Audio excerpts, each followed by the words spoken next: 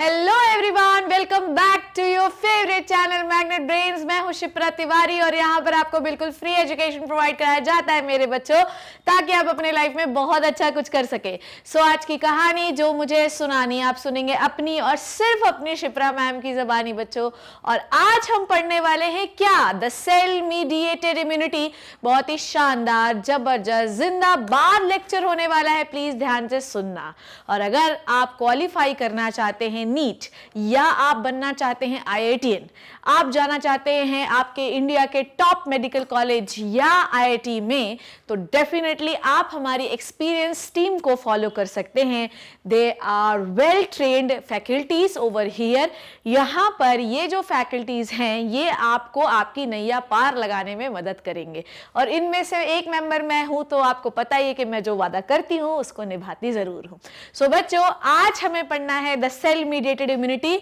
बिल्कुल बिना देरी किए शुरू करने वाली हूं मैं। सेल मीडिएटेड इम्यूनिटी से हमें यह समझ में आया कि समथिंग इज रिलेटेड विद, मेरे प्यारे बच्चों, सेल। ठीक है, सेल मीडिएटेड इम्यूनिटी का मतलब यह है कि something is related with cell.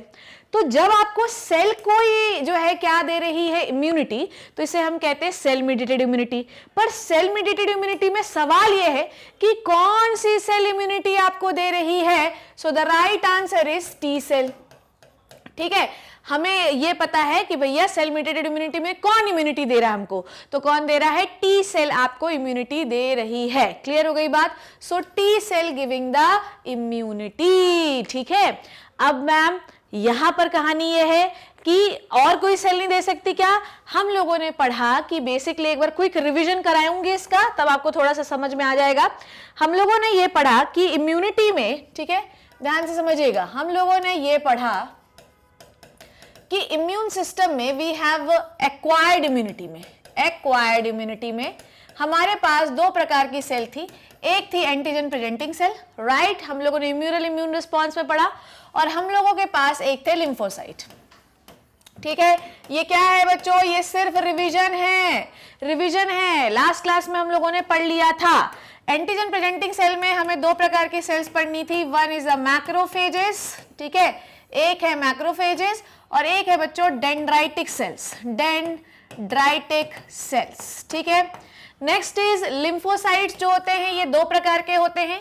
एक होता है बी लिम्फोसाइट बच्चों, one is B lymphocyte and one is T lymphocyte. ठीक है, टी लिम्फोसाइट। ठीक, अब ये बी लिम्फोसाइट और टी लिम्फोसाइट तो सोते रहते हैं यार, इनको थोड़ी कुछ पता रहता है कि इनको क्या काम करना है।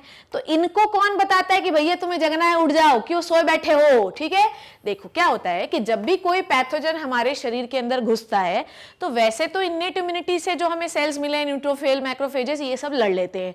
पर जब कभी नहीं किल हो पाता है इन्फेक्शन, तो फिर मैसेज एक्वायर्ड इम्यूनिटी के पास जाता है। ठीक है, अब एक्वायर्ड इम्यूनिटी पे में हमें कौन सी सेल्स चाहिए। एक्वायर्ड इम्यूनिटी अगर हम इनिशिएट या एक्टिव करना चाहते हैं तो वी नीड लिम्फोसाइट। हमको क्या चाहिए, लिम्फोसाइट चाहिए। कितने प्रकार के लिम्फोसाइट होते हैं, दो प्रकार के लिम्फोसाइट होते हैं। एक होता है बी लिम्फोसाइट और एक होता है टी लिम्फोसाइट। समझ में आ गई बात। सो लिम्फोसाइट्स जो होते हैं ये हमको एक्वायर्ड इम्यूनिटी प्रोवाइड करते हैं, but who will message them, इनको कौन मैसेज करेगा कि बेटा सो मत, है ना, अब अपन जो है लड़ नहीं पा रहे इन्नेट इम्यूनिटी की सेल से, तो हमको आपके सेल्स चाहिए है, हमको एक्वायर्ड इम्यूनिटी को एक्टिव करना है। तो एंटीजन प्रेजेंटिंग सेल वो सेल्स होते हैं जो भैया आपके बाकी सेल्स को, जो आपके एक्वायर्ड इम्यूनिटी की सेल्स को, उन्हें एक्टिव करने का काम करते हैं। लास्ट क्लास में मैंने आपको पढ़ाया था। अब बी लिम्फोसाइट्स जो होते हैं ये क्या बनाते हैं, बी सेल्स भी इन्हें हम कहते हैं। बी सेल्स क्या बनाती है, एंटीबॉडी बनाती है। ठीक है, ओके, एंटीबॉडी। और इस रिस्पॉन्स को बच्चों हम लोग क्या कहते हैं, ह्यूम्यूरल इम्यून रिस्पॉन्स। ये हम लोगों ने लास्ट क्लास में पढ़ा था। ठीक है, इसे हम क्या कहते हैं, ह्यूम्यूरल इम्यून रिस्पॉन्स। क्लियर। और टी लिम्फोसाइट जो होते हैं ये क्या बनाते हैं बच्चों जी, ये बनाते हैं आपका टी सेल। और टी सेल जो होती हैं ये सेल मीडिएटेड इम्यूनिटी प्रोड्यूस करती हैं। तो लास्ट क्लास में हम लोगों ने ह्यूम्यूरल के बारे में पढ़ लिया था, और आज हमें पढ़ना है सेल मीडिएटेड इम्यूनिटी के बारे में, राइट। ये वाला पोर्शन आज हमें कवर करना है। डन है, ये सब हम लोगों ने कर लिया है। लास्ट लेक्चर देखो, मैं ये उम्मीद कर रही हूँ कि वो आपको अच्छे से आता होगा। ठीक है, चलो बच्चों अब हम शुरू करते हैं। क्या next what we have to learn now. अब हम शुरू करते हैं सीधे cell mediated immunity. Cell mediated immunity immunity, ठीक है। सेल मेडिएटेड इम्यूनिटी हमको कौन प्रोड्यूस करवाता है? टी सेल, ठीक है। तो सबसे पहले, इससे पहले कि मैं आपको सेल मेडिएटेड इम्यूनिटी पढ़ाऊं, सबसे पहले मुझे यह बताना जरूरी है कि इसमें कितने प्रकार की सेल्स होती हैं। तो सेल मेडिएटेड इम्यूनिटी में बच्चों सबसे पहली टाइप की जो सेल्स है वो है आपकी टी किलर सेल, नहीं टी हेल्पर लिख लेती हूं पहले मैं, टी हेल्पर सेल्स, ठीक है, टी हेल्पर सेल्स, ठीक है। अभी इसके फंक्शन भी लिखूंगी। दूसरी जो सेल है वो है T killer cell, T killer cell, ठीक है, टी किलर या इसी को टी साइटोटॉक्सिक सेल भी कहते हैं सेल। एक होती है T suppressor cell, T suppressor cell, ध्यान समझते जाना, टी सप्रेसर सेल, ठीक है। और एक होती है T memory cell, memory cell, clear. So how many T cells we have?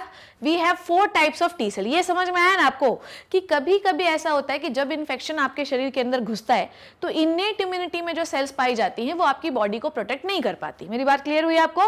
कभी कभी ऐसा होता है कि जब कोई भी इन्फेक्शन आपके अंदर घुसता है तो इन्नेट इम्यूनिटी में जो सेल्स मिली आपको वो शायद आपको प्रोटेक्ट नहीं कर पाए। तो ऐसी कंडीशन में प्रोटेक्ट करने के लिए what we have the acquired immunity. Acquired immunity के 2 टाइप होते हैं, एक होता है ह्यूमरल इम्यून रिस्पॉन्स और एक होता है cell mediated immune response. Humoral immune response जो होता है उसमें हम एंटीबॉडी के थ्रू जो है इन्फेक्शन को किल करते हैं, ठीक है, इसीलिए हम इसको ह्यूमरल इम्यून सिस्टम या एंटीबॉडी मेडिएटेड रिस्पॉन्स भी कहते हैं। पर अगर कोई सेल किसी इन्फेक्शन को किल कर रही है तो इसे हम सेल मेडिएटेड इम्यून रिस्पॉन्स कहते हैं। अब आपकी बॉडी में कुछ क्या बहुत सारी टी सेल्स होती हैं। आपको मैं बता दूं 2 ट्रिलियन जो है हम इन्फेक्शंस को पहचान सकते हैं। एनवायरनमेंट भी उन्हें एंटीजन घोषित नहीं करता, फिर भी अगर बॉडी में अगर वो घुस गए तो बॉडी मतलब ट्रिलियंस ऑफ फॉरेन पैथोजेंस को पहचान सकती है। इतने टाइप के टी सेल्स हमारे पास होते हैं, ठीक है। तो how many types of T cell we have? हमारे पास बेसिकली 4 कैटेगरीज हैं टी सेल की। 1 is a T helper cell, 1 is a T killer cytotoxic cells and 1 is a suppressor cell and 1 is a T memory cell. Clear हो गई बच्चों बात? चलिए अब एक एक करके मैं आपको इसकी कहानी समझाती हूं। देखिए होता क्या है, इसके लिए मुझे एक डायग्राम ड्रॉ करना पड़ेगा। चलो सबकी कहानी आपको समझ में आएगी। हमारे पास ये है भैया जी क्या, ब्लड वेसल, ठीक है, ब्लड वेसल, ठीक, डन। अब हुआ क्या कि इसके अंदर कोई इन्फेक्शन घुसा, ठीक है, ये कोई इन्फेक्शन घुसा, डन। अब इन्नेट इम्यूनिटी से, और ये हमारे बॉडी के टिश्यूज है, ठीक है, टिश्यू भी बना लूं मैं, नहीं तो बोलोगे ओ मैम, ठीक है, ये हमारे बन गए टिश्यूज। ये वही लास्ट क्लास वाला डायग्राम फिर से ड्रॉ कर रही हूं मैं, ये टिश्यूज है, ठीक है।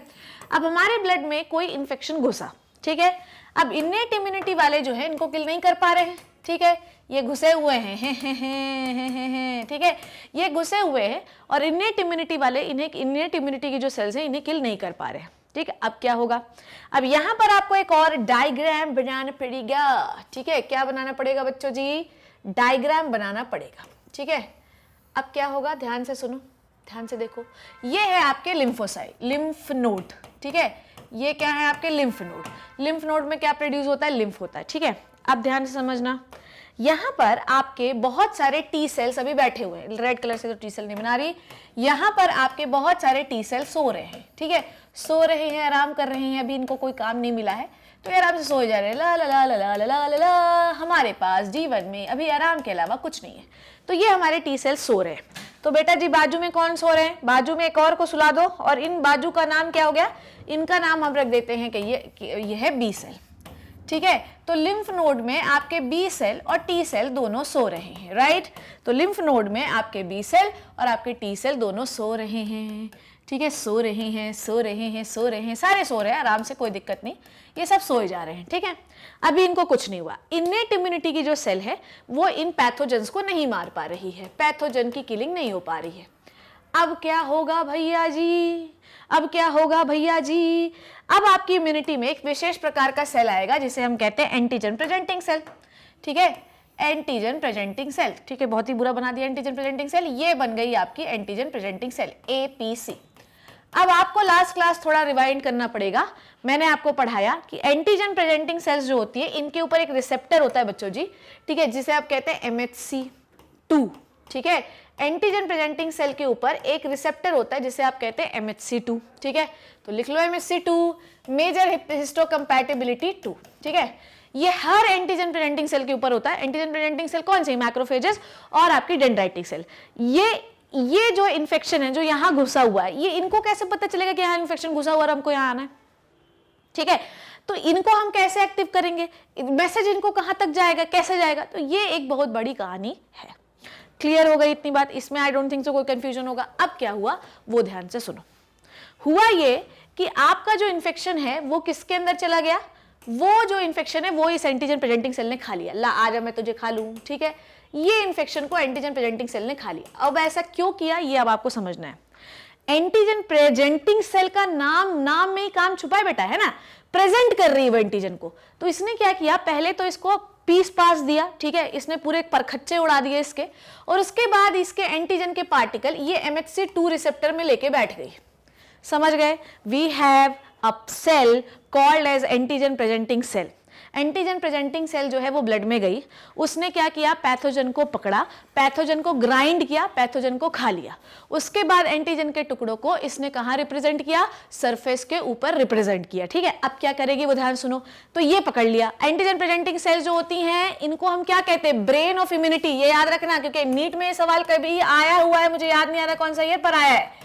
एंटीजन प्रेजेंटिंग सेल को हम कहते हैं ब्रेन ऑफ इम्यूनिटी। ठीक है, क्या कहते हैं बच्चों? Brain of immunity. क्लियर हो गई बात? डन? ठीक है, अब ध्यान से सुनना क्या बोल रही हूं मैं। अब यहां पर आपकी एक सेल घूमती रहती, ध्यान सुनना है। यहां पर ब्लड में एक सेल घूम रही है जिसका नाम है टी हेल्पर सेल। ठीक है, टी हेल्पर सेल। ठीक है, how many T cells we have different kinds of T cells. ये जो टी हेल्पर सेल्स होती हैं, यहीं पर आ जाइए फिर वापस से back to back. T helper cell जो होती हैं ये कभी किसी को किल नहीं करेंगी। ना ना ना ना ना। How many T cells we have? 1 2 3 4। T helper cell कभी भी बेटा जी, मेरे प्यारे बच्चों जी, मेरे जिगर के टुकड़ों जी, कभी भी किसी को किल नहीं करती हैं। ये हेल्प करती हैं, बड़ी ही प्यारी बच्ची हैं, ये हेल्प करती हैं। ठीक है, किसके लिए हेल्प करती हैं? ये हेल्प करती हैं टू प्रोड्यूस, ठीक है, और एक्टिवेट, टू प्रोड्यूस और एक्टिवेट द बी सेल। ठीक है, ध्यान सुनना। और ये क्या करती हैं? To activate T cell, to activate T cell. ठीक है, समझ में आई बात? देखो क्या हुआ, टी हेल्पर सेल का किलिंग में कोई रोल नहीं है। ठीक है, टी हेल्पर सेल का काम होता है कि भैया वो जगाती हैं, बेटा तू जग जा तेरा काम है, तू जग जा तेरा काम है, तू जग जा तेरा काम है। ठीक है, कभी भी बाकी टी सेल्स को, बाकी बी सेल्स को मैसेज नहीं मिलेगा अगर हमारे पास टी हेल्पर सेल नहीं होती। तो टी हेल्पर सेल एक ऐसी सेल है जो बेसिकली सबको एक्टिव कराने, जो सोए हुए हैं ना सारे, उनको जगाने का काम करती है। अब आ जाओ इधर। अब ये टी हेल्पर सेल जो होती है, ध्यान से सुनना, ये जो टी हेल्पर सेल यहाँ पे बैठी हुई है, टीएच सेल लिख देती हूँ, टी हेल्पर सेल अब मैं नहीं लिखूंगी, टीएच सेल लिखूंगी। ये टी हेल्पर सेल के पास एक रिसेप्टर होता है जिसे हम कहते हैं CD4 रिसेप्टर। ठीक है, टी हेल्पर सेल के पास एक रिसेप्टर होता है जिसे हम कहते हैं CD4। CD4 का मतलब क्या होता है? CD4 is the cluster differentiation factor. देखो ध्यान से मेरी बात सुनो। अगर कोई सेल अपने ऊपर एंटीजन लगा ले तो ये तो भैया सारी मैक्रोफेज वगैरह इसको खा लेंगे। पर एंटीजन प्रेजेंटिंग सेल जो अपने ऊपर एंटीजन लगा के यहाँ वहां घूम रही, उसको बॉडी क्यों नहीं खाती? क्योंकि टी हेल्पर सेल जो इसको पकड़ने आ रही है उसको ये पता है बच्चों, उसको ये पता है क्या? उसको ये पता है कि मुझे इसे मारना है, मुझे इसे नहीं मारना है सेल को। मुझे सेल को क्यों नहीं मारना है? क्योंकि वो तो मेरी बेटी है, क्योंकि उसके पास तो MHC2 रिसेप्टर्स है। जिसके पास भी MHC2 रिसेप्टर होगा उसको कोई भी टी और बी सेल नहीं मार सकती, क्योंकि उनको पता है कि ये तो मेरी बॉडी की सेल है, इसको नहीं मारना, बस इसके ऊपर जो एंटीजन लगा उसको मारना है। जैसे ही ये हेल्पर सेल इससे बाइंड होगी बेटा जी, ये कुछ केमिकल्स रिलीज करेगी, ये यहाँ पे पूरा केमिकल रिलीज करेगा, और ये जो केमिकल मैसेंजर है ये यहाँ से ट्रेवल करता हुआ आपके लिम्फ नोड में आएगा। ठीक है, ये देखो मैसेज आया। ठीक, ये कहानी यहां भी हो सकती है। जैसे देखो पढ़ाती हूं मैं, टेंशन ना लेना बच्चों, टेंशन ना लेना, मैम है तुम्हारे साथ। ठीक है, मैडम है तुम्हारे साथ, बिल्कुल भी घबराने की जरूरत नहीं है। देखो बिल्कुल भी स्ट्रेस लेने की भी जरूरत नहीं है। मनुष्य के जीवन में स्ट्रेस जो होता है वो उसको एंजाइटी बढ़ा देता है और फिर उसको समझ में नहीं आता कि उसको करना क्या है। राइट, एक बात आपको बताती हूं मैं, ठीक है, कई बार जो है इंसान ना ऐसी सिचुएशन में फंस जाता है जिसकी वजह से उसे बहुत टफ डिसीजंस लेने पड़ते हैं। मेरी बात समझ रहे हो ना? कई बार वो ऐसी सिचुएशन में फंस जाता है जिसकी वजह से उसे बहुत ज़्यादा टफ डिसीजन लेने पड़ते हैं, ठीक है। कई मेरे ऐसे दोस्त हैं जिन्होंने रिसेंट में बहुत सारे टफ डिसीजन लिए, ठीक है, और उन टफ डिसीजन का असर सिर्फ आप पर ही नहीं, हम सब पे भी बहुत ज़्यादा है, बहुत ज़्यादा। मतलब आई तो feel very heart broken types, ठीक है। पर ठीक है, अब सब किसी की सिचुएशन एक जैसी तो नहीं होती है, तो we have to respect decisions, ठीक है। आपको रिस्पेक्ट करना चाहिए, हम भी रिस्पेक्ट कर रहे हैं, आपको भी रिस्पेक्ट करना चाहिए, ठीक है। डिसीजन को रिस्पेक्ट करिए, एक्सेप्ट करिए, ठीक है, और मूव ऑन करिए, ओके। अब आपके साथ मैग्नेट ब्रेन्स जो है आपके साथ टिप टू द बॉटम हमेशा खड़ा रहा है और हमेशा खड़ा रहेगा, ठीक है। इसकी भी रिस्पेक्ट करिए and one day you definitely achieve the target जो आपका बना हुआ है। सो इसके लिए बिल्कुल भी घबराने की ज़रूरत नहीं है। और आपको पता है कि जब भी मैं ऐसी कोई बात कहती हूँ तो हमेशा उसको प्रूफ करके दिखाती हूँ, तो मेरी बातों पे थोड़ा भरोसा रखिए। और दूसरी बात रही रिप्लेसमेंट की, कभी कोई किसी को रिप्लेस नहीं कर सकता है, समझ में आई बात? Everyone has a unique idea, everyone has a unique identity, everyone has a unique character. कभी कोई किसी को रिप्लेस नहीं कर सकता है और ना कोई करना चाहेगा, और ना मतलब क्यों करना ही क्यों यार, सब अपने अपने में महान लोग हैं, ठीक है। तो ऐसा सोचने के बजाय कौन किसकी जगह पर आए ना आए, ये सोचना छोड़ दीजिए। आप अपनी पढ़ाई पर ध्यान दीजिए और स्ट्रेस फ्री हो जाइए, ठीक है। बस एक बात कहूँगी, रिस्पेक्ट कीजिए हर चीज़ को, ठीक है, वेलकम करिए हर चीज़ को, ठीक है, और बने रहो, ठीक है, पढ़ते रहो। जो चीज़ आपको मिल रही है उसको पढ़ते जाओ, क्योंकि अल्टीमेट टारगेट हमारा पढ़ना ही है। और मैं ये चाहती हूँ कि किसी भी तरीके से आपकी पढ़ाई डिस्टर्ब नहीं हो, ठीक है। अब ये इतनी बात आई थिंक आपके लिए समझ में आ गई होगी जो मैं कहना चाह रही हूँ। और रही बात दुख लगने की, तो दुख तो मुझे बहुत ज़्यादा है, तो क्या कर सकते हैं अपन कुछ नहीं कर सकते बच्चों, अपन सिर्फ पढ़ सकते हैं। चलो आ जाओ। तो कहाँ थे अपन? अब ये एंटीजन प्रेजेंटिंग सेल जो है ये आपके ट्रैवल करते हुए कहाँ जाएगी? यहाँ पर गई लिम्फ नोड पे, मान लो यहाँ आ गई। ये एंटीजन प्रेजेंटिंग सेल जो है यहाँ पर आ गई लिम्फ नोड में, ठीक है। ये एंटीजन प्रेजेंटिंग सेल यहाँ पे बैठी हुई है। किसको लेके बैठी हुई है बच्चों? बताओ मेरे साथ। ये बैठी हुई है एंटीजन को लेके, ठीक है। किसको बैठी हुई है? एंटीजन को लेकर यहाँ पे बैठी हुई है। ओहो हो, एंटीजन को लेके बैठी हुई है, ठीक, ओके। नाउ अब सबसे पहले इनके पास कौन सी टी सेल इंटरेक्ट करने आती है पता तुम्हें? इनके पास सबसे पहले जो इंटरेक्ट करने टी सेल आती है, ठीक है, वो एक्टिव ही रहती है, उनको ज्यादा टेंशन नहीं, घूमती फिरती रहती है, ठीक है। इनके पास जो सबसे पहले टी सेल आती है वो होती है टी हेल्पर सेल। देखो बच्चों, T helper cell, T helper cell अपने CD4 रिसेप्टर से इनको पहचानती है। ये कौन सा रिसेप्टर है? CD4। ये याद नहीं भी होगा तो भी चलेगा, ठीक है, यार रहने दो, CD4 नहीं याद करो, ठीक है। टी हेल्पर सेल आई, इनको पहचानी, और टी हेल्पर सेल ने कुछ केमिकल्स निकाले। क्या निकाले बच्चों? केमिकल्स, ठीक है। और ये केमिकल क्या है? लिम्फोकाइंस, ठीक है। साइटोकाइन होते हैं, लिम्फोकाइन खैर छोड़ो, ये भी छोड़ो, केमिकल बस याद रखो, ठीक है। ये टी हेल्पर सेल ने क्या निकाले? कुछ केमिकल निकाले, ठीक। अब ध्यान से सुनना, ये केमिकल सेल्स क्या, ये केमिकल कर क्या रहे हैं?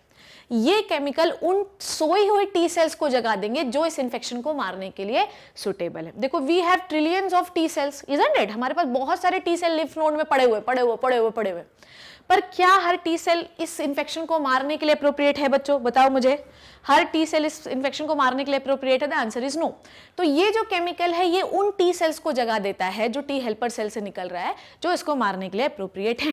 चलो अब देखो, तो ये एंटीजन प्रेजेंटिंग सेल एंटीजन को लेके गई, और ये टी हेल्पर सेल ने पूछा, अच्छा तुम आ गई हो, कोई बात नहीं, मैं तुम्हें जो है पहचान गया हूँ, ठीक है, अब तुम्हारी जो ऐसी कम तैसी मचेगी, जो एंटीजन ऊपर लगे इनकी। टी हेल्पर सेल पहचानते ही उसने कुछ केमिकल्स निकाले, और वो केमिकल उन्हीं जो है ये टी सेल को एक्टिव करेगा जो इसके लिए किल करने के लिए रिस्पॉन्सिबल। मान लो ये दो टी सेल जो हैं ये एक्टिवेट हुई, ठीक है, और किल करने के लिए शुरू हुई। अब सवाल ये है कि मैडम जो आप 4 प्रकार की टी सेल्स बता रही हो, क्या ये सब किल कर सकती हैं? तो आंसर है नहीं। तो टी हेल्पर सेल्स जो केमिकल्स निकालती है, ध्यान से समझना, टी हेल्पर सेल जो केमिकल निकाल रही है वो कौन से टाइप के टी सेल को एक्टिव कर रहे हैं? टी साइटोटॉक्सिक सेल, और यही होती है किलर सेल, ठीक है। क्या होती है बच्चों? किलर सेल, ठीक है। ये किलर सेल क्या निकालती हैं बच्चों, ये निकालती हैं कुछ केमिकल जिनका नाम होता है परफोरिन्स। ठीक है, परफोरिन से सेल को किल किया जाता है। ठीक है, समझ में आ गई बात। अब आगे आइए, डायग्राम से सब कहानी क्लियर होगी। अब ये एंटीजन प्रेजेंटिंग सेल पे टी हेल्पर सेल आई, टी हेल्पर सेल ने उसको पहचाना, ओ तुम आ गई, कोई बात नहीं। अब मैं तुम्हारे लिए कुछ स्पेशल टाइप की टी साइटोटॉक्सिक सेल्स को एक्टिव करता हूं। जैसे ही टी साइटोटॉक्सिक सेल्स, अच्छा टी भी काम कर रही हो सकता है बी भी काम कर रही हो, तो यही जो टी हेल्पर सेल्स हैं बच्चों बच्चों बच्चों, ठीक है, यही जो टी हेल्पर सेल हैं ये बी सेल्स को भी, जो इनके लिए परफेक्ट बी सेल होंगी उनको भी एक्टिव करेगा। ये बी सेल मान लो इसके लिए परफेक्ट है तो उनको एक्टिव कर दिया गया, तो इनको इन दो बी सेल को एक्टिव किया गया, इन दो टी सेल को एक्टिव किया गया, और ये लोग जाके जो है इस एंटीजन को मार डालेंगी। क्लियर हो गई बात बच्चों। सो अब फिर से एक बार रिवाइज करवा देती हूं। हमारे पास पैथोजन आया, इनेट इम्यूनिटी से हमको प्रोटेक्शन नहीं मिल पाया, तो क्या हुआ, तो एंटीजन प्रेजेंटिंग सेल ने उस इन्फेक्शन को अंदर ले लिया और उसको तोड़ फोड़ के करके अपने सरफेस पे प्रेजेंट कर लिया। उसके बाद या तो यहीं पर टी हेल्पर सेल पकड़ लेगी या तो ये घूमते फिरते जाएंगी और जाएंगी लिम्फ नोड पे। टी हेल्पर सेल बोलेगी, ओ श्यामावती तुम आ गई, ठीक है क्या लाई हो, अच्छा इसको मारना है, चलो कोई बात नहीं। अब जैसे ही वो पहचानेगी ये, तो वो निकालेगी केमिकल, और उन वो केमिकल जो होंगे वो जो है रिस्पेक्टिव कहां जाएंगी, रिस्पेक्टिव टी सेल के पास जाएंगी और रिस्पेक्टिव बी सेल के पास जाएंगी। ठीक है, अब रिस्पेक्टिव टी सेल और रिस्पेक्टिव बी सेल का मतलब समझे, हर टी सेल को थोड़ी एक्टिव कर सकते भैया, जो इस रेड वाले इन्फेक्शन को मारेगी उसी को एक्टिव करोगे ना, कि सबको एक्टिव करते फिरोगे। तो ये जो केमिकल है ये इन दोनों टी सेल को एक्टिव किया मान लो, और इन दोनों बी सेल को एक्टिव किया। अब बी सेल क्या बना लेंगे भैया, एंटीबॉडी बना लेंगे, किलिंग हो जाएगी। ठीक है, हो सकता है कि सिर्फ टी सेल ही एक्टिव हो, बी सेल का काम नहीं हो वहां पे। तो what is the work of T helper cell, T helper cells जो होती हैं ये काम क्या करती हैं, what is the work of T helper cell, T helper cell जो होती हैं ये काम करवाती हैं बेसिकली, ये टी सेल्स को एक्टिव कराती हैं और बी सेल्स को भी एक्टिव कराती हैं। समझ रहे हो बात को। तो टी हेल्पर सेल का काम होता है हर प्रकार की इम्यूनिटी के लिए सपोर्ट देना। अगर हेल्पर सेल नहीं होगी तो टी सेल भी एक्टिव नहीं होगा और बी सेल भी एक्टिव नहीं होगा बच्चों। समझ आ रही है बात। ठीक है, अब क्या होता है, एचआईवी का जो वायरस होता है ना वो इन टी हेल्पर सेल में घुसा होता है। अब जब टी हेल्पर सेल ही मर जाएंगी तो इस इम्यूनिटी को कौन एक्टिव करेगा यार, समझ में आई बात। So basically what is the work of T helper cell, T helper cells जो होती हैं ये आपकी इम्यूनिटी को एक्टिव करती हैं। अगर टी हेल्पर सेल नहीं होगी तो आपकी एक्वायर्ड इम्यूनिटी एक्टिव नहीं होगी। ये बात आपको अच्छे से क्लियर होनी चाहिए। एचआईवी का जो अटैक होता है वो इन्हीं टी हेल्पर सेल पर ही होता है, जिसकी वजह से आपकी टी हेल्पर सेल मरने लग जाती हैं और आपकी सेल मेडिएटेड इम्यूनिटी भम भम भम।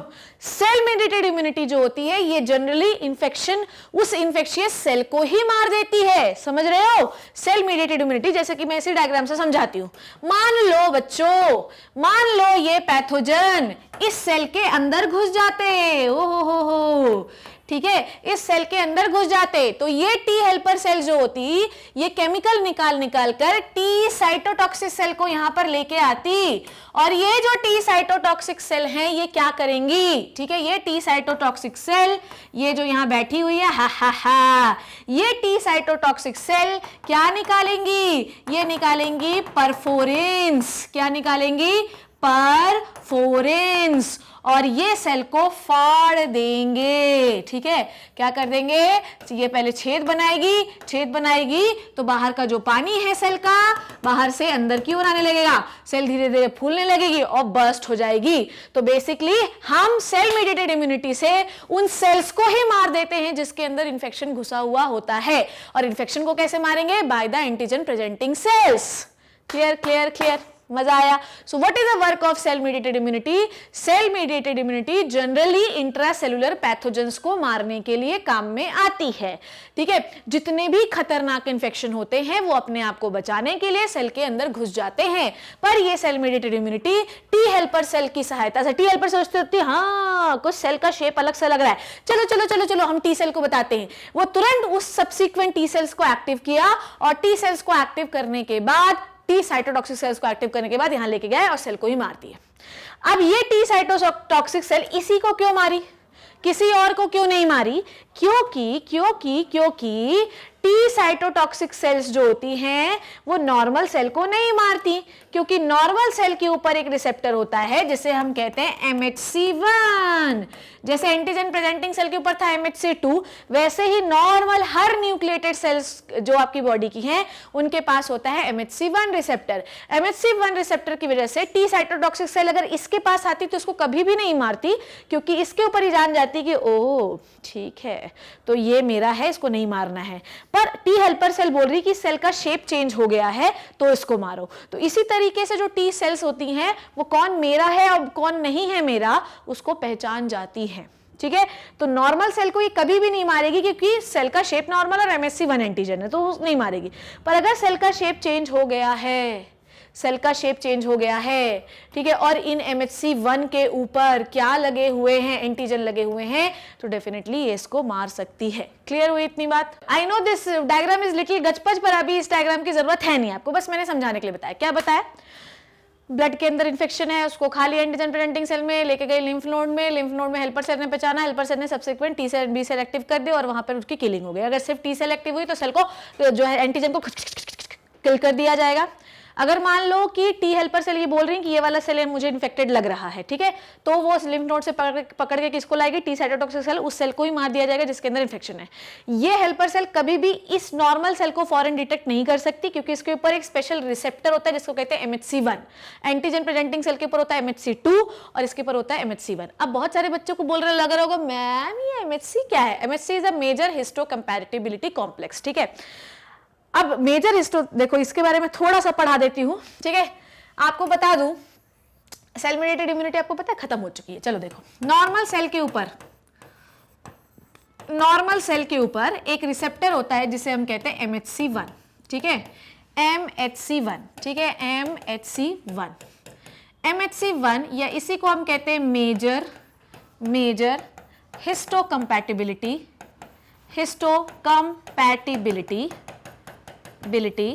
कॉम्प्लेक्स 1। अब ध्यान से समझना, जैसे शिप्रा मैम है तो शिप्रा मैम का जो MHC होगा वो भूषण नाम के आदमी के सेल के MHC1 से मैच नहीं करे ना ना ना ना। नहीं तो ऐसे भूषण के हर सेल ले लूं, भूषण को मार डालूं मैं, उसकी सारी सेल्स लगा लूं अपने में, पर ऐसा होता है क्या? नहीं होता। तो हर किसी का जो ऑर्गेनिज्म जो होता है उसका MHC जो एंटीजन जो ऊपर it is a self antigen. ठीक है, क्या होता है? Self antigen. बॉडी इसको कभी भी फॉरेन नहीं समझती है। ठीक है, अब ये जो MHC है ये हर ऑर्गेनिज्म का अलग अलग होता है। क्लियर? हर पूरे बॉडी के हर न्यूक्लिएटेड सेल में MHC1 पाया जाता है। ठीक है, नाउ इसको कभी भी आपकी कोई भी टी सेल फॉरेन नहीं समझ सकती। ठीक है, क्योंकि जो आपकी CD सेल्स है जो आएगी इसको पहचानेगी और उसको ये समझ में आएगा कि ओ इसके पास तो MHC1 है, ना ना ना इसको नहीं मारना, ये तो अपनी सेल है। क्लियर? ऐसे ही एंटीजन प्रेजेंटिंग सेल के ऊपर बच्चों कि हम एंटीजन प्रेजेंटिंग सेल है, this is the antigen presenting cell. ठीक है, नॉर्मल सेल में ये एंटीजन प्रेजेंटिंग सेल में जो होता है आपका रिसेप्टर, इसको हम कहते हैं MHC2।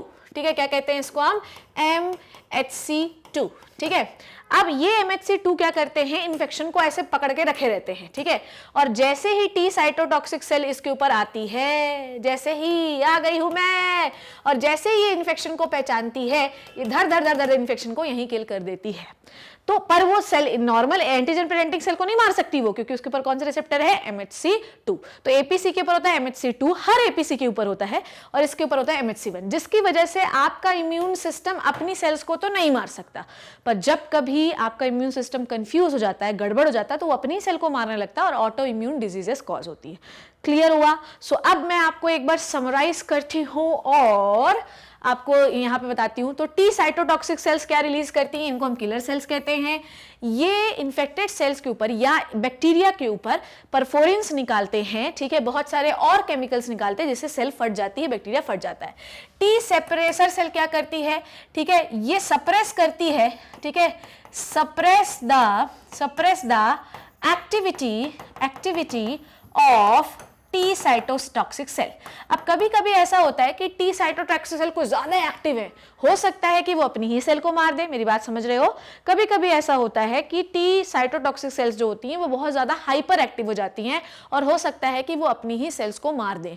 पर अगर ऐसी कंडीशन आ गई बेटा तो हम क्या करेंगे, तो इसलिए सप्रेसर सेल्स जो होती हैं बोलती है तुम ज्यादा एक्टिव मत हो, वो हेल्पर सेल्स को भी जो है थोड़ा कम कर देती हैं और साइटोटॉक्सिक सेल, हेल्पर सेल कम हो जाएंगे तो अपने आप, क्योंकि यही तो इनको जगा रही थी, तो वो भी कम हो जाएंगी। Next is memory cell. Memory cells क्या होती हैं, ये फ्यूचर के लिए यूज होती है। जैसा कि मैंने आप लोगों को पढ़ाया था कि नहीं पढ़ाया था, मैंने आपको पढ़ाया था कि जो बी सेल्स होती हैं, बी सेल्स के ऊपर कौन से एंटीबॉडीज लगे रहते हैं, आईजीडी और आईजीएम, कोई भी लगा होता है। जैसे ही इनके ऊपर क्या लगता है, कोई भी इन्फेक्शियस पार्टिकल लगता है, तुरंत डिवाइड हो जाती हैं। डिवाइड होकर दो प्रकार की सेल्स बनाती हैं, इफेक्टर और मेमोरी। इफेक्टर सेल्स जो है उन्हें हम प्लाज्मा सेल्स कहते हैं। धड़ धड़ धड़ धड़ धड़ तक बहुत सारे एंटीबॉडीज बन जाते हैं और इन्फेक्शन को किल कर दिया जाता है। पर बच्चों जी, जो मेमोरी सेल्स बनी हैं उनको आप सालों तक रखे रहते हो और फ्यूचर में कभी भी इंफेक्शन आए, उन मेमोरी सेल्स को फिर से हम डिवाइड करके बी सेल से प्लाज्मा सेल से एंटीबॉडी बना लेते हैं। Same condition with T cell, infection आया, उसकी हमने एक टी मेमोरी सेल कॉपी बना के रख दी, ना इसको पीछे से इसको सेविंग्स करके है और इंफेक्शन के साइटोटॉक्सिक सेल लड़ने में लगी है। मेमोरी सेल्स का काम यह है कि फ्यूचर में कभी इंफेक्शन आएगा तो हम मार देंगे। पर इन सब पूरी कहानी का हीरो कौन है, helper cell. If the helper cell is absent, ये कोई भी एक्टिविटी आपकी बॉडी में नहीं हो सकती, इसीलिए एचआईवी में इम्यून सिस्टम इतना गिर जाता है। ठीक, एक और बात, ये साइटोटो क्या बोल रही हूं मैं, ठीक है, ये टी साइटोटॉक्सिक सेल का एक बहुत महत्वपूर्ण रोल है बच्चों ग्राफ्ट रिजेक्शन में। ठीक है, किसमें बच्चों, ग्राफ्ट रिजेक्शन में। ठीक है, तो आपको पता होना चाहिए ग्राफ्ट रिजेक्शन में कौन सी इम्यूनिटी भाग लेती है, तो you should know cell mediated immunity. Clear हुआ? चलो डन। अब पढ़ लेते हैं। आइए चलिए देखिए, सेल मीडिएटेड इम्यून सिस्टम और T cell immunity. The healthy person has about trillions of lymphocyte, बताया था ना मैंने, आप ट्रिलियंस ऑफ इंफेक्शन को पहचान सकते हैं। ठीक है, लिम्फोसाइट दो प्रकार के होते हैं, T lymphocyte and B lymphocyte. T lymphocyte mature, अच्छा ये एक बहुत महत्वपूर्ण क्वेश्चन है। ठीक है, lymphocyte as we know that how many types of lymphocyte मेरे बच्चों वी हैव। लिम्फोसाइट दो प्रकार के हैं, एक है बी और एक है टी। ठीक है, ये बी और टी दोनों कहां बनते हैं, बोन मैरो में।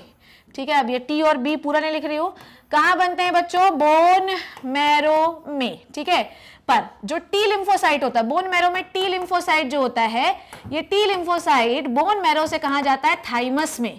ठीक है, थाइमस में क्या होता है इसका, मैच्योरिटी। ठीक है, मैच्योरिटी, इसीलिए हम थाइमस को थ्रोन ऑफ इम्यूनिटी भी कहते हैं, थ्रोन ऑफ इम्यूनिटी।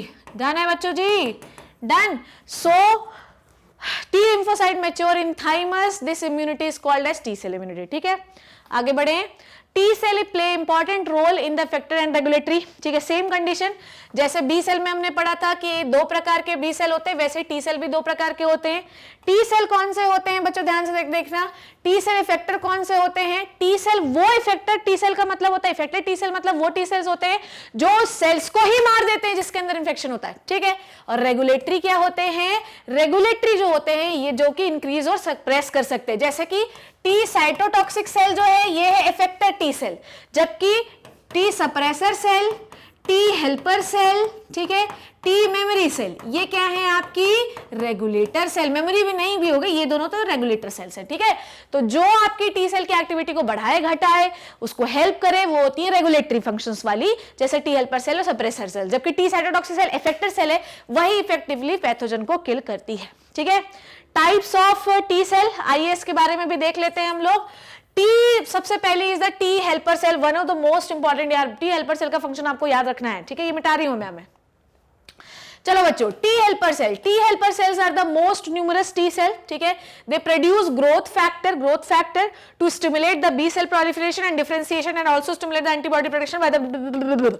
ठीक है, ध्यान सुनो, जब ये देखो टी सेल रिसेप्टर है, ठीक है, ये CD4 है। अब हुआ क्या, ये CD4 रिसेप्टर को जैसे ही ये पता चलता है कि भैया ये वाला इन्फेक्शन आया है, तो ये तुरंत जाती हैं और ये किसको एक्टिव करती हैं, ये एक्टिव करती हैं साइटोटॉक्सिक टी सेल को टू किल द इन्फेक्शन। और ये किसको भी एक्टिव कर सकती हैं। अगर मान लो वो इन्फेक्शन है जिसको हम बी सेल से किल कर सकते हैं, तो टीसी सेल को नहीं जगाने की जरूरत है।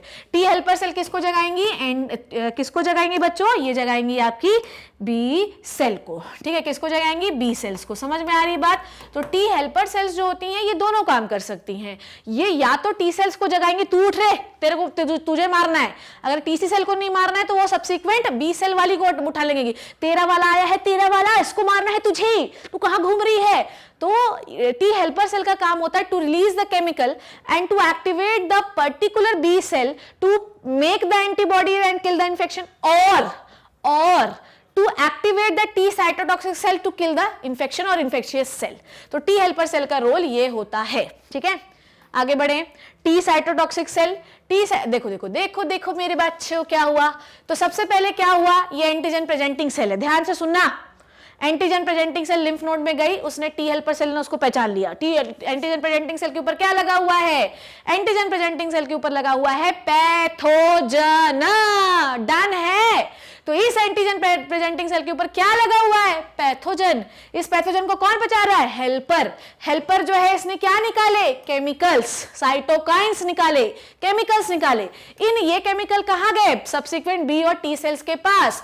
तो मान लो इस इन्फेक्शन को टी सेल को किल करना था, तो इसने किसको एक्टिव किया, साइटोटॉक्सिक टी सेल को। साइटोटॉक्सिक टी सेल्स जो है वो किससे जुड़ी, बोलो, binds with the infected cell, पर वो सेल को नहीं मारेगी, अभी वो किसको मारेगी, इन्फेक्शन को मारेगी, ठीक है। और फिर जो है, ध्यान से सुनना, देखो अब अगर इन्फेक्शन इसके अंदर घुसा हुआ है तो तुरंत इसने पहचाना कि भैया है तो ये सेल, पर इन्फेक्शन जो है वो घुसा हुआ है, तो उसने धीरे से परफोरिन्स रिलीज किए, एंजाइम्स रिलीज किए और उस सेल को ही मार डाला। ये पूरा क्लियर हो गया। फोटो खींच लो इसकी, तू खींच फोटो इसकी, ठीक है। साइटोटॉक्सिक टी सेल्स और killer T cells capable of killing micro organism and even some of the body's own cell, hence it is called as killer cell. तो ये खुले हुए बैक्टीरिया को भी किल कर सकती है और ये उन सेल्स को भी किल कर सकती है जिसके अंदर इंफेक्शन घुसा हुआ है। The antigen receptor on the surface of cytotoxic cell call the specific binding with the antigen present on the surface of foreign cells, ठीक है। तो बेसिकली इनके ऊपर जो रिसेप्टर होते हैं जिनको हम कहते हैं CD8, ठीक है, साइटोटॉक्सिक टी सेल्स के ऊपर होते हैं, ये इन्फेक्शन से बाइंड करते, पहले उन्हें पहचानते हैं, ऐसा तो नहीं कि मैं अपनी सेल को मार दूं, और फिर उन्हें किल कर देते हैं, ठीक है बच्चों। चलिए आगे बढ़ते हैं। Next is after binding cytotoxic T sales, ठीक है। सबसे पहले वो क्या करेगी, द एंटीजन, कहता है cytotoxic T cell cause the specific binding with antigen present on the surface of foreign cell. तो टी हेल्पर सेल है, इसने पहले केमिकल निकाले, टी साइटोटॉक्सिक सेल एक्टिव हुई।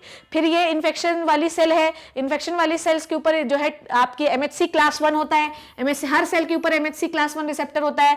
ये आपके CD8 रिसेप्टर से MHC क्लास 1 से CD8 रिसेप्टर बाइंड हुआ। अब MHC क्लास 1 जो है वो हर सेल के ऊपर होता है। CD8 रिसेप्टर ने ये पहचाना कि ये मेरा है या मेरा नहीं है। अगर CD8 रिसेप्टर को ये समझ में आता है कि इसके अंदर इन्फेक्शन घुसा हुआ है, तब तो वो उसे मार देगी, पर उसको ये समझ में आता है कि नहीं, इसके अंदर कोई इन्फेक्शन घुसा हुआ नहीं है, तो उसको नहीं मारेगी। पर ऐसा हिडन ट्रायल यहां पर होता नहीं है, क्योंकि टी हेल्पर सेल ने बोल दिया है कि फलाना नाम की जो सेल है उसके अंदर इन्फेक्शन घुसा हुआ है और आपको उसको मारना है। तो टी हेल्पर सेल जो होती है बहुत एक्यूरेट होती है बच्चों, ये उन्हीं टी साइटोटॉक्सिक सेल्स को जगाती है जिसे इन्फेक्शन मारना है, और उन्हें बताती बेटा तू इधर उधर मत घूमियो, उधर जा और उधर मार, ठीक है, समझ में आई बात। तो टी हेल्पर सेल ने अगर इनको जगाया है तो इनको ये पता है कि इस सेल को मुझे मारना है, क्योंकि ये सेल नॉर्मल जो है सेल्स को, बॉडी सेल्स को नहीं मारेगी। क्लियर हो गई बात, नॉर्मल बॉडी सेल्स को मार ही नहीं सकती है, ठीक है। तो उनको समझ में आ जाता है टी हेल्पर सेल को कि ये इनफेक्ट कुछ सेल का शेप चेंज हो रहा है, इसको मार देते हैं, तो टी साइटोटॉक्सिक सेल को लाते हैं। टी साइटोटॉक्सिक सेल भी एक बार कंफर्म करती है, वो बाइंड होती है MHC1 से, उसको समझ में आता है कि ये तो गड़बड़ हो गई, इसको मार दो। अगर कुछ नहीं है तो फिर वो उसको नहीं मारेगी, ठीक है, समझ में आ गई बात। नाउ आगे बढ़े। After binding cytotoxic T cell secrete some chemicals, और उसके बाद ये होल करती है। होल के बाद क्या होता है, फ्लूइड बाहर आजू बाजू को भरने लगता है उस सेल में, और सेल्स जो होती है बर्स्ट हो जाती है। यही इसमें लिखा हुआ है, तो मैं पढ़कर सुना देती हूँ। After binding cytotoxic T cell secrete perforins that punch the hole in the membrane of foreign cell, fluid flows quickly into the cell from the interstitial space. In addition, cytotoxic cell release cytotoxic substance directly into the foreign cell. Foreign cell become greatly swollen and burst. ठीक है, तो यहां पर भी एक बार और action देख लेंगे हम लोग। ठीक है, कैसे साइटोटॉक्सिक टी सेल्स जो होती है इन्फेक्टेड सेल से बाइंड होती है। देखो बच्चों, चलो बेटा अब ये ध्यान से देखो, तो ये एक सेल है, ठीक है, सेल के अंदर इन्फेक्शन था, ऑब्वियसली इन्फेक्शन है तो इन्फेक्शियस पार्टिकल इस सेल के ऊपर लगे हुए हैं। उस सेल के ऊपर कौन सा रिसेप्टर होता है, MHC1 होता है मैम। ठीक है, तो ये हो गया MHC1 रिसेप्टर, MHC1 के ऊपर एक बैक्टीरिया बैठा हुआ है। ये नॉर्मल सेल है जो इन्फेक्ट हो गई है और इसके पार्टिकल्स जो है, बैक्टीरिया के पार्टिकल्स जो है वो बाहर लगे हुए हैं, क्योंकि सेल जो है वो एंटीजन रिप्रेजेंट कर रही है भैया। ठीक है, अब ये आई साइटोटॉक्सिक टी सेल, उसने फॉरेन एंटीजन को बाइंड किया, उसने परफोरिन रिलीज किए और सेल को फाड़ फूड़ कर सेल को पूरा डैमेज कर दिया, खत्म कर दिया। तो इस तरीके से इन्फेक्टेड सेल अपने ऊपर बैक्टीरिया लगा लेती है और बोलती है मेरे पास इन्फेक्शन लगा हुआ है, कोई मुझे बचाने आओ। तुरंत साइटोटॉक्सिक टी सेल वो बाइंड करती है MHC1 से और उस पर परफोरिन रिलीज करके उसे फाड़ देती है। क्लियर, आगे बढ़े। Next is memory T cells. They are, memory T cells कौन सी होती हैं, इन्हें हम कहते हैं प्राइम्ड सेल्स। जैसे कि बी सेल ने मेमोरी बनाई थी मेरे प्यारे बच्चों, वैसे टी सेल बनाती है। They recognise the original invading agent even after many years. ठीक है, तो जब पहली बार एंटीजन घुसता है तो क्या बनती है बच्चों, बहुत सारी साइटोटॉक्सिक टी सेल्स बनती हैं, पर एक मेमोरी टी सेल्स भी बन के रख जाती है। फ्यूचर में कभी वो इन्फेक्शन घुसेगा, क्या घुसेगा बच्चों, फ्यूचर में कभी वो इन्फेक्शन घुसेगा तो ये टी सेल रेप्लिकेट करेंगे करेंगे करेंगे करेंगे और बहुत सारे साइटोटॉक्सिक टी सेल बनेंगे और जो है ऑर्गेनिज्म को या उस इन्फेक्टेड सेल को मार देंगे। ठीक है, यही लिखा हुआ है इसमें। So keep ready to attack as soon as the same pathogen affect the body again. ठीक है, they proliferate and differentiate into the cytotoxic T cell, helper T cell, suppressor T cell and the additional memory cells. ठीक है, clear clear clear, आगे बढ़े। Suppressor T cell या regulatory T cells क्या होती हैं, जो साइटोटॉक्सिक टी सेल और हेल्पर सेल का फंक्शन कम करती है, बताया मैंने आपको। तो बेसिकली ये दबाती कि ज्यादा तुम एक्टिव मत हो, क्या पता तुम अपनी सेल को मारने लग जाओ। तो ये सप्रेसर टी सेल, हेल्पर और टी साइटोटॉक्सिक टी सेल का काम कम करती हैं। To inhibit the immune system from attacking body's own cell, यही मैंने आपको बताया। ठीक है, ये अपने ही बॉडी सेल में अटैक होने से बॉडी को बचाती हैं। ठीक है, फॉर दिस रीजन इन्हीं को हम रेगुलेटरी टी सेल कहते हैं, क्योंकि रेगुलेट करती हैं। तुम अपना लेवल कम करो, ठीक है, ज्यादा उड़ो मत। Okay, next is cell mediated immune system का काम क्या है। It protect the body against virus, fungi, bacterias जो होस्ट सेल के अंदर घुस जाते हैं। तो बेसिकली एंटीबॉडी जो होती है वो उन इन्फेक्शन को नहीं मार पाती जो सेल के अंदर घुसे रहते हैं, बहुत ही कम। ठीक है, लाइसिस करती है एंटीबॉडी पर उतना ज्यादा नहीं कर पाती। मीन्स इंट्रासेलुलर पैथोजन को सेल मीडिएटेड इम्यून सिस्टम मारता है। Also react against tissue transplant, ठीक है, transplant and also against the body own cell become cancerous. तो इन कैंसरस सेल को भी मारती है, ग्राफ्ट ट्रांसप्लांट के अगेंस्ट भी काम करती है। मतलब ये जितने भी खतरनाक काम होते हैं, सेल के अंदर इन्फेक्शन घुस गया, कौन मारेगा, cell mediated immune system. Graft हो गया, ग्राफ्ट को रिजेक्ट करना कौन काम करेगा, cell mediated immune system. Cancerous cell को मारना है, कौन काम करेगा, सेल मीडिएटेड इम्यून सिस्टम। ठीक है, तो ये इन्फेक्टेड सेल है, उसने अपने शरीर के ऊपर क्या प्रेजेंट किया, एंटीजन, उस पर कौन आया, टी सेल, उसने क्या रिलीज किया, केमिकल से उसने सेल को फाड़ दिया। ठीक है, और मेमोरी सेल बना ली। नेक्स्ट इज एक्वायर्ड इम्यूनिटी के अब हम लोग टाइप पढ़ रहे हैं।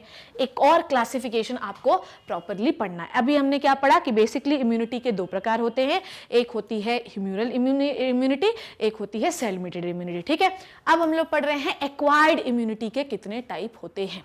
ठीक है, चलिए तो ये हम अभी कंप्लीट करेंगे, नेक्स्ट क्लास में कंप्लीट करेंगे। चलो यही कर लेते हैं। ठीक है, अब एक्वायर्ड इम्यूनिटी के दो पार्ट होते हैं, एक होता है एक्टिव इम्यूनिटी, एक होता है पैसिव इम्यूनिटी। ठीक है, अब एक्टिव इम्यूनिटी के दो पार्ट है, नेचुरल एक्टिव इम्यूनिटी और आर्टिफिशियल एक्टिव इम्यूनिटी। ठीक है, पैसिव इम्यूनिटी के भी दो टाइप है, natural passive immunity, artificial passive immunity.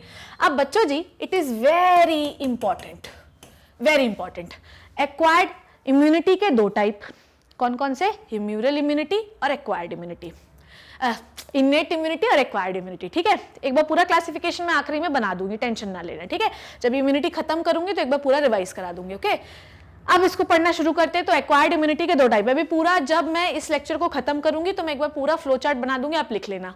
तो एक्वायर्ड इम्यूनिटी के दो टाइप होते हैं, एक होती है एक्टिव इम्यूनिटी, एक होती है पैसिव इम्यूनिटी। एक्टिव इम्यूनिटी के दो टाइप है, नेचुरल एक्टिव और आर्टिफिशियल एक्टिव। पैसिव की वही है नेचुरल पैसिव और आर्टिफिशियल पैसिव। चलिए देखते हैं। एक्वायर्ड इम्यूनिटी में पहला टाइप है एक्टिव इम्यूनिटी। क्या होती है, ठीक है, अब एक्टिव के भी दो है, नेचुरल एक्टिव और पैसिव एक्टिव। ठीक है, नेचुरल एक्टिव और आर्टिफिशियल एक्टिव। पैसिव के भी दो टाइप है, नेचुरल पैसिव, आर्टिफिशियल पैसिव। ठीक है, जब एक्टिव इम्यूनिटी वो इम्यूनिटी होती है जब कोई पैथोजन अंदर घुसे और बॉडी उसको समझे, ओ तू आ गया जालिम जल्लाद, और उसके खिलाफ क्या बनाए, एंटीबॉडीज बनाए, मेमोरी टी सेल्स बनाए, ठीक है, उससे लड़े, तो बॉडी इन्वॉल्व हो रही है लड़ने में, it is called as active immunity, ठीक है। तो जब आपके अंदर कोई इंफेक्शन घुसता है और आप उसके खिलाफ उससे लड़ते हैं, झगड़ते हैं, सेल्स बनाते हैं, एंटीबॉडीज बनाते हैं, साइटोटॉक्सिक टी सेल बनाते हैं और उसको मार डालते हैं, then this is the active immunity. Person own cell produces antibody in response to infection, it is slow, ठीक है। हाँ, पहली इंफेक्शन घुसता है, बॉडी समझती है, सेल प्रोड्यूस करती है, तो ये क्या हो सकता है, स्लो हो सकता है और एंटीबॉडीज फॉर्मेशन में टाइम लग सकता है। पर ये बात आपको याद रखनी है कि बहुत लॉन्ग लास्टिंग होती है, क्योंकि क्या देके जाती है, ये हमको देके जाती है मेमोरी सेल्स, ठीक है। ये हमको क्या देके जाती है, मेमोरी सेल्स। कौन सी memory cell, memory B cell भी देके जाती है ये इम्यूनिटी, और मेमोरी टी सेल भी देके जाती है, तो ये लॉन्ग लास्टिंग होती है। फ्यूचर में कभी भी इन्फेक्शन आएगा तो हमारे पास ऑलरेडी मेमोरी बनी हुई है, ज्यादा टाइम नहीं लगेगा और हम इन्फेक्शन को किल कर सकते हैं। ये दो प्रकार की होती है, नेचुरल और आर्टिफिशियल। आइए देखते हैं क्या है। नेचुरल एक्टिव इम्यूनिटी क्या होती है, जब कभी हमें, नेचुरल का मतलब यही होता है यार, जैसे स्मॉल पॉक्स है, चिकन पॉक्स है, जब इनका वायरस आपके पास घुसता है तो पहली बार तो आपको इन्फेक्शन होता है, पर दूसरी बार नहीं होता, क्योंकि मेमोरी सेल्स बन जाती है, उनको पता होता है कि यही वाला आना है। सेकेंडरी इम्यून रिस्पॉन्स का ग्राफ आपने पढ़ा हुआ है कि कितना फास्ट होता है, आज के लेक्चर में भी आपको देखना है, तो वो इतना फास्ट होता है कि इन्फेक्शन कभी आपको हो ही नहीं पाता, फटाफट टी सेल जो है बन जाती है। पहली बार में होता है पहचानना पड़ता है कौन सी टी सेल बनानी, कौन सी बी सेल बनानी, टाइम लग जाता है। दूसरी बार में तो टाइम नहीं लगता है, दूसरी बार वही इन्फेक्शन आएगा तो आपकी धड़ धड़ धड़ धड़ धड़ धड़ बनने लगेंगी। कौन सी एंटीबॉडी, कौन सी एंटीबॉडी, बोलो बोलो बोलो, IgG। पहली वाले में कौन बनता है, IgM, ठीक है। IgM सेकेंडरी में भी बनता है पर कम बनता है, ओके। तो ये हुआ, तो जब नेचुरली आप अपने अंदर एंटीबॉडीज डेवलप कर लिए हैं by the memory cells, this is called as natural active immunity. Artificial active immunity क्या होती है, वैक्सीन्स हम देते हैं, ठीक है। हम लोग जब पहली बार वैक्सीन लगाते हैं, जब आपने कोविड का वैक्सीन लगाया होगा तो पहली बार आपको फीवर आया होगा, क्यों, क्योंकि पहली बार क्या होता है बताओ मेरे साथ, पहली बार जब इन्फेक्शन घुसता है, बॉडी समझती है, फिर उससे लड़ती है तो आपको फीवर आता है, ठीक है। पर दूसरी बार में कोई इतना टेंशन नहीं होता, क्यों, क्योंकि बॉडी ने मेमोरी सेल्स बना रखी। इन्फेक्शन जैसे ही आएगा, थोड़ा बहुत आता है, हम उसको धड़ धड़ धड़ धड़, हमको पता है ये तो वही है, हम उसको मार डालेंगे। तो जो आपका नेचुरली होता है वो चीजें हमने वैक्सीन से करा रखी। वैक्सीन लगाया, एंटीजन घुसाया, बॉडी ने समझा, उससे लड़ा, आपको बुखार आया, आपको सरदर्द हुआ, खांसी हुई, ये हुआ, कहानी, ठीक है, बहुत सारी चीजें हुई। फिर हमने क्या किया, फिर हमने दूसरा डोज ऑफ वैक्सीन लगाया बॉडी को, या मान लो कोरोना हम घूम रहे थे, मैंने वैक्सीन लगा रखा है, वैक्सीन से मेमोरी सेल्स बना रखी, कोरोना अटैक मार गया, हमको नहीं होगा इन्फेक्शन, क्योंकि जैसे बॉडी को लगेगा ओ ये तो वही है जिसके लिए वैक्सीन लगा रखी, तुरंत मेमोरी सेल्स पड़ी हुई हैं, धड़ धड़ धड़ धड़ वो डिवाइड होंगी, आपके बॉडी ऑर्गन तक इन्फेक्शन पहुंच ही नहीं पाएगा, वहीं पर आपको किल कर दिया जाएगा इन्फेक्शन को। क्लियर, ठीक है। तो आर्टिफिशियल एक्टिव इम्यूनिटी का क्या है एग्जांपल, वैक्सीन, ठीक है। नेचुरल एक्टिव इम्यूनिटी का बॉडी खुद, ठीक है। Next is passive immunity. Passive immunity का मतलब यह है कि आपको कुछ घोल के पिला दिया जाए, आपको एंटीबॉडी पिला दी जाए, दिस इज पैसिव इम्यूनिटी। अब ये भी दो टाइप की हो सकती है, नेचुरल और आर्टिफिशियल। जब रेडीमेड एंटीबॉडी डायरेक्टली आपके पर्सन में इंजेक्ट कर दी जाए, ठीक है, जैसे इंजेक्ट करी जा रही है, तो इसे हम क्या कहते हैं, पैसिव इम्यूनिटी, ठीक है। एक्टिव इम्यूनिटी जिसमें पर्सन को खुद एंटीबॉडी बनाना पड़ता है। दो प्रकार की पढ़ी हमने, नेचुरल और आर्टिफिशियल। नेचुरली मतलब इन्फेक्शन आया, नेचुरली आपने बनाई antibody, this is called as natural active immunity. Artificial मतलब वैक्सीन से आप वैक्सीन से बॉडी एंटीबॉडीज बना रही है, फ्यूचर के लिए मेमोरी सेल्स बना के रख रही है, this is artificial active immunity. Passive मतलब आपको जो है एंटीबॉडी दी जा रही है कहीं से, बनाना नहीं है आपको, तो दिस इज पैसिव। अब ये दो प्रकार की है, जैसे कि ये लॉन्ग लास्टिंग नहीं होती, क्योंकि आपका इम्यून सिस्टम इसमें नहीं इन्वॉल्व है। आपका इम्यून सिस्टम जब इन्वॉल्व होता रहता है तो आप मेमोरी सेल्स भी साथ में बनाते रहते हो, इसमें आप मेमोरी सेल्स का कोई स्कोप ही नहीं दे रहे हो, ठीक है। पैसिव इम्यूनिटी भी दो प्रकार की हो सकती है, नेचुरल और आर्टिफिशियल, ठीक है। नेचुरल पैसिव इम्यूनिटी कौन सी होती है, अभी पूरा फ्लो चार्ट बना के समझाऊंगी, घबराइयो मत बच्चों। जब मैंने आपको पहले ही बताया था कि जो फर्स्ट मिल्क ऑफ मदर होता है, ध्यान से सुनो क्या बोल रही हूं मैं, जो फर्स्ट मिल्क ऑफ मदर होता है बच्चा, उसको हम क्या कहते हैं मेरे लल्ला, सुनो सुनो सुनो, ठीक है। तो खैर वो छोड़ो, अभी सुनो। It is a resistant passively transfer from mother to the fetus to the placenta. तो जो माँ जब अपनी, ये होती कौन सी होती, नेचुरली, ठीक है, माँ बच्चा पेट में है, ठीक है, प्लेसेंटा से अगर आप कोई एंटीबॉडी पास करते, कौन सी पास हो सकती है, IgG, याद है आपको, IgG जो एंटीबॉडी होती है वो माँ से बच्चे में प्लेसेंटा के थ्रू ट्रांसफर हो सकती है। तो ये क्या है, बच्चे ने थोड़ी बनाई IgG, माँ ने प्लेसेंटा से दी, तो ये कौन सी इम्यूनिटी है, पैसिव इम्यूनिटी। नेचुरल प्रोसेस है, प्लेसेंटा से जाएगा ही, दिस इज नेचुरल प्रोसेस, इसमें आपने कोई अकल नहीं लगाई, ठीक है। IgG antibody cross the placental barrier reach the fetus after birth, immunoglobulins are passed newborn through the breast milk, ठीक है। और एक होती है आईजीए। तो कोलेस्ट्रम एंड प्लेसेंटा, ये दोनों एग्जाम्पल बेटा आपको कैसे रटे होने चाहिए, जैसे दूध में शक्कर, दाल में चावल, रोटी में सब्जी और शिवरा मैम में बायोलॉजी, ठीक है। तो इसका एग्जाम्पल क्या हुआ बच्चों, कोलेस्ट्रम, ठीक है बच्चों, ये याद रखना बहुत इंपॉर्टेंट एग्जाम्पल है, ठीक है ठीक है ठीक है। Colostrum is the first milk of mother, इसमें कौन सी एंटीबॉडी होती है, IgA, done done done. Colostrum is the first milk of the mother, जिसमें कौन सी एंटीबॉडी होती है, आईजीए, ठीक है। और हमने क्या पढ़ा, इसमें प्लेसेंटा के थ्रू माँ अपने बच्चे को देती है, इसमें कौन सी एंटीबॉडी ट्रांसफर होती है, आईजीजी। ये दोनों एग्जाम्पल आपको मतलब घुटे होने चाहिए, रटे होने चाहिए, सटे होने चाहिए, सब होना चाहिए बच्चों। तो माँ से बच्चे में प्लेसेंटा के थ्रू जो ट्रांसफर हो रही है आईजीजी एंटीबॉडी, ये भी नेचुरल है, इसमें आप रोक नहीं सकते, नेचुरली दिया माँ ने, पर रेडी मतलब बना बच्चे नहीं बना रहा है, खुद माँ दे रही है, इसलिए पैसिव हुई, ठीक है। Colostrum is the natural passive immunity, ठीक है। अब हम बात करते हैं आर्टिफिशियल पैसिव, ठीक है। आपने टिटेनस का इंजेक्शन लगाया है, बोलो बोलो बोलो बोलो बोलो, हम क्या करते हैं उसमें, जब अच्छा हमने ये कहा कि इसको जो है 72 घंटे के अंदर इंजेक्शन लगवा लो, नहीं तो काम जो है तमाम हो सकता है तुम्हारा। तो natural passive immunity, artificial passive immunity क्या होती है, आर्टिफिशियल पैसिव इम्यूनिटी वो इम्यूनिटी होती है जिसमें हम पेशेंट को बाहर से एंटीबॉडी पिला देते हैं, ठीक है।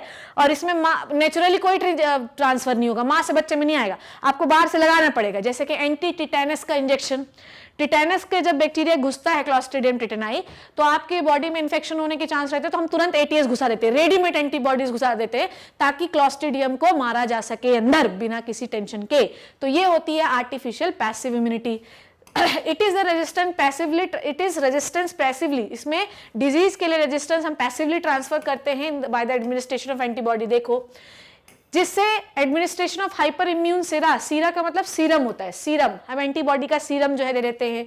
सीरम कंटेन्स एंटीबॉडी, जैसे एंटी टिटेनस सीरम। तो जो टिटेनस का इंजेक्शन आप लगा रहे हैं वो कुछ नहीं है, हम रेडीमेड एंटीबॉडी आपके अंदर घुसा रहे हैं जिससे आपको इन्फेक्शन से बचाया जाए।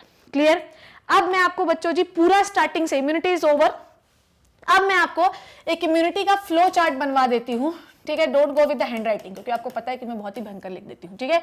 इम्यूनिटी का एक फ्लो चार्ट बनवा देती हूँ। कितने प्रकार की इम्यूनिटी है बच्चों हमारे पास, इन्नेट, ठीक है, एक है इन्नेट और एक है बच्चों जी एक्वायर्ड, ठीक है, एक है एक्वायर्ड, एक्वायर्ड, ठीक है।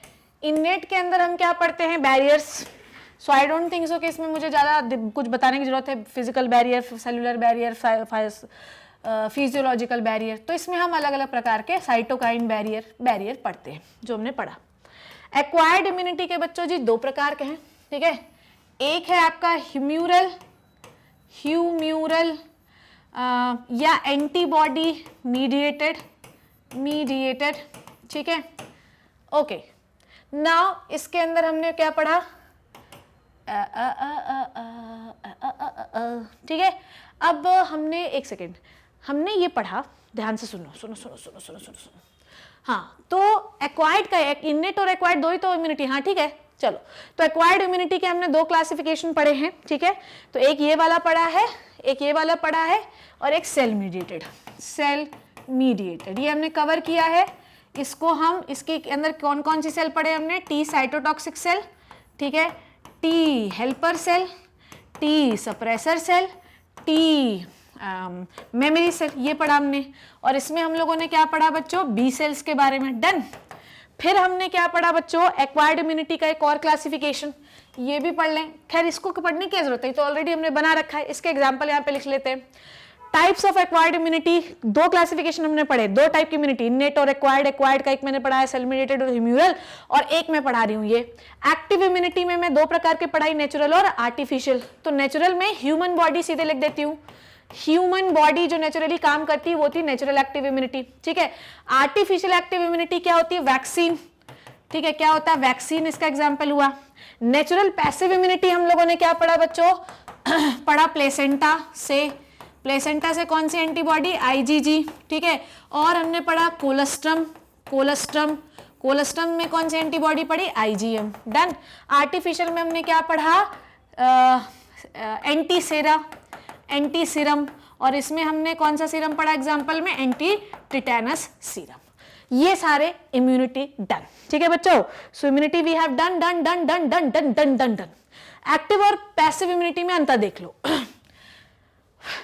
एक्टिव इम्यूनिटी जिसमें पर्सन की अपनी खुद की बॉडी इन्वॉल्व है, राइट जब पर्सन की खुद की बॉडी जो है इम्यून सिस्टम में इन्वॉल्व है, ध्यान से सुनना क्या बोल। अब एक्टिव इम्यूनिटी में बॉडी पेशेंट मतलब इंसान की बॉडी खुद इन्वॉल्व रहती है। मुझे चिकन पॉक्स हुआ दोबारा नहीं हो सकता क्योंकि मेरे पास मेमोरी सेल्स मैंने खुद बनाई है।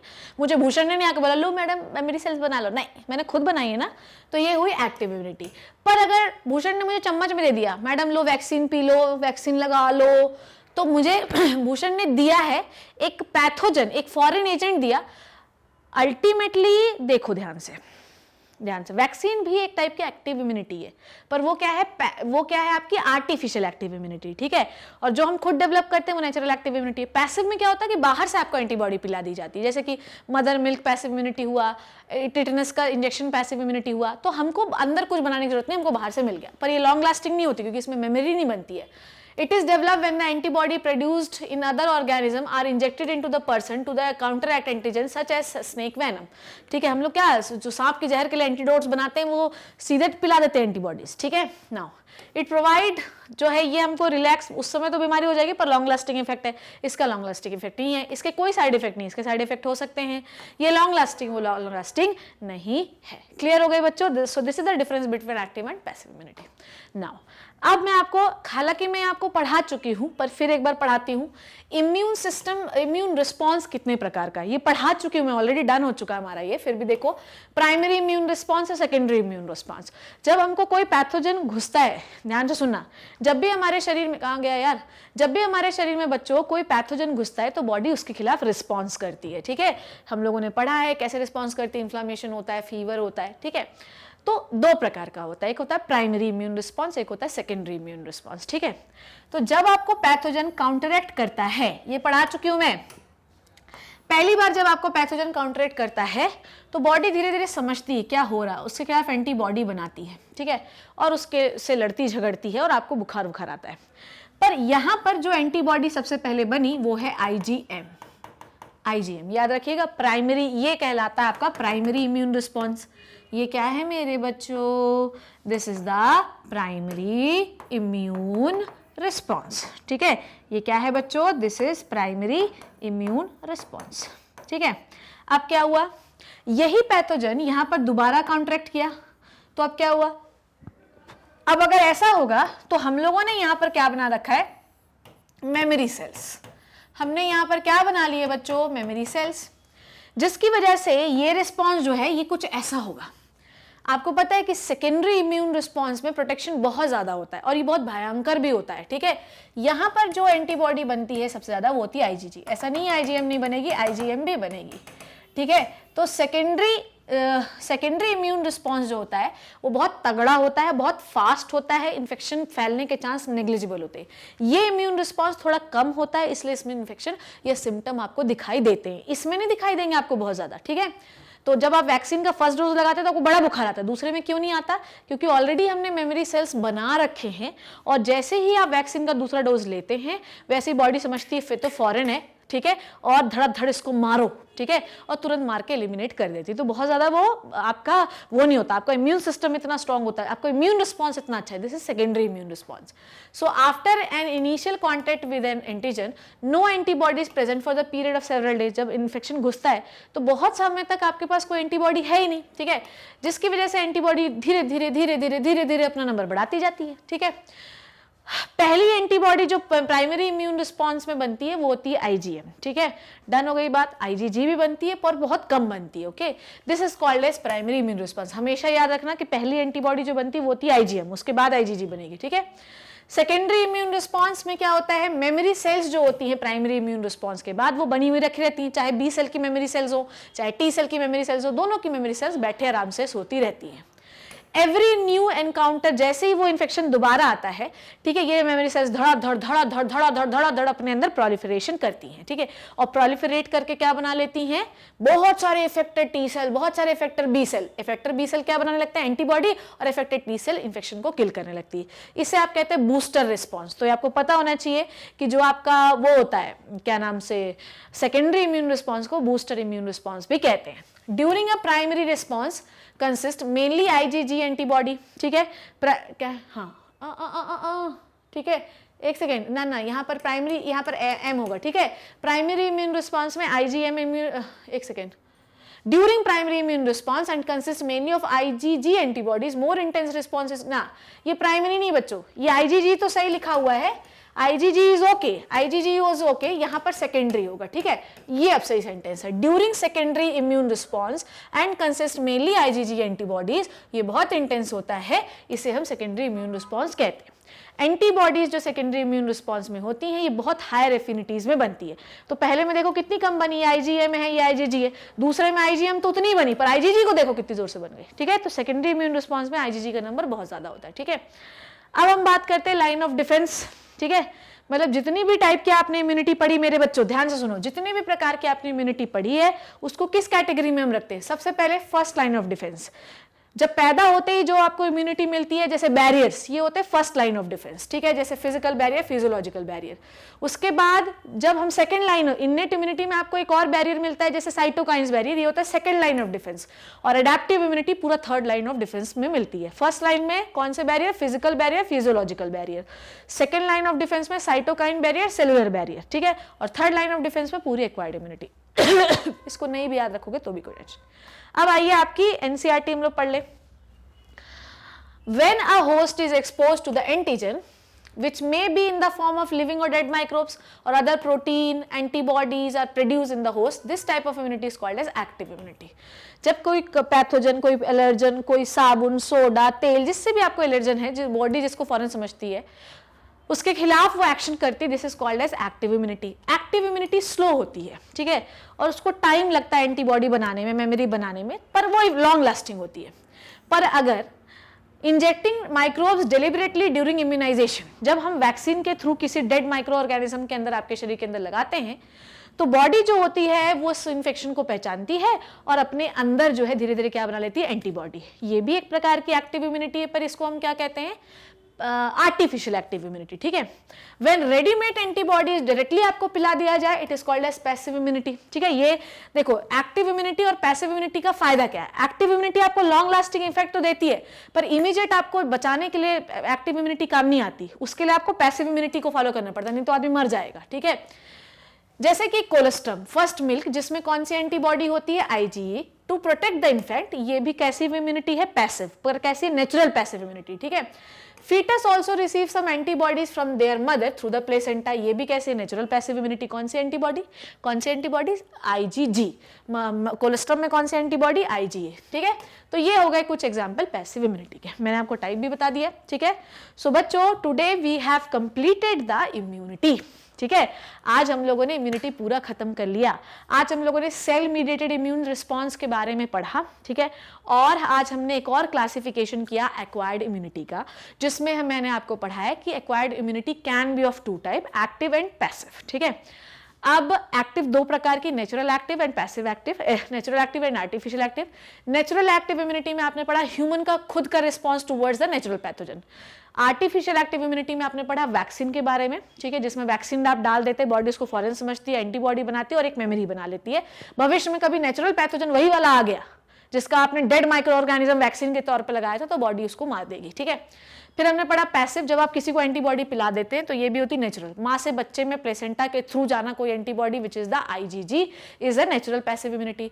कोलेस्ट्रम, फर्स्ट मिल्क के थ्रू बच्चे से माँ से बच्चे में जाना, it is called as passive immunity which is the natural, ठीक है। कौन सी एंटीबॉडी जाती है बच्चों, IgA। उसके बाद पैसिव आर्टिफिशियल में क्या पढ़ा हमने, एंटी टिटेनस सीरम, एंटीबॉडी घुसा दिया इंजेक्शन से, ठीक है। So this is all about the immunity. We have done with the immunity. I hope you learned and enjoyed the session. I know थोड़ा तेज था सेशन, पर थोड़ा तेज चलना है हमें क्योंकि जल्दी से सिलेबस कंप्लीट करना है। अगर कुछ नहीं समझ में आया थोड़ा स्पीड स्लो करके देखो, कोई मैकेनिज्म नहीं समझ में आया पूछो मुझसे, ठीक है। वैसे आई डोंट थिंक सो इतनी प्यारी सी चीज पढ़ाई आपको समझ में नहीं आएगा, सब समझ में आएगा रे बाबू मशाए, ठीक है। So this is it. अगर आप चाहते हैं ऐसे मेरी शानदार जबरदस्त लेक्चर, विजिट करिए मैग्नेट ब्रेन्स की शानदार वेबसाइट पे, मेरी फोटो पे जाइए, क्लिक करिए, वॉच नाउ पे जाइए, चैप्टर वाइज आपकी प्लेलिस्ट बनी है, प्लेलिस्ट पे क्लिक करिए, मेरी फोटो पे क्लिक करिए, जो देखना है वो देखिए बच्चों, सारे लेक्चर्स बने हुए हैं। इंडिया में इतना अच्छा बायोलॉजी कोई नहीं पढ़ाता जितना मैं पढ़ाती हूँ, क्योंकि मैं आपसे जुड़ी हुई हूँ और मुझे आपकी फिक्र है, तो मैं बहुत मेहनत करती हूँ इस चीज़ पे, ठीक है। और मैं हो सकता है मैं बहुत गंदा पढ़ाती हूँ, पर मैं बहुत मेहनत करती हूँ और मेरी बात आपके दिल तक पहुँच पाए, इससे ज़्यादा मेरे लिए कुछ नहीं है। तो अगर मैं आपको समझा पाने में सक्षम हूँ, समर्थ हूँ, तो आप दूसरों को भी बताइए, दूसरों को भी बोलिए पढ़ने से। मैं अपने मुंह से अपनी क्या ही तारीफ करूँ, तुम जो है मेरे लिए सर्वे सर्वा हो, तो तुम पढ़ो, तुम डॉक्टर बन जाओ, तुम अच्छा करो, यही मेरी उम्मीद है। See you in the next amazing lecture बच्चों, तब तक thank you so much and bye bye.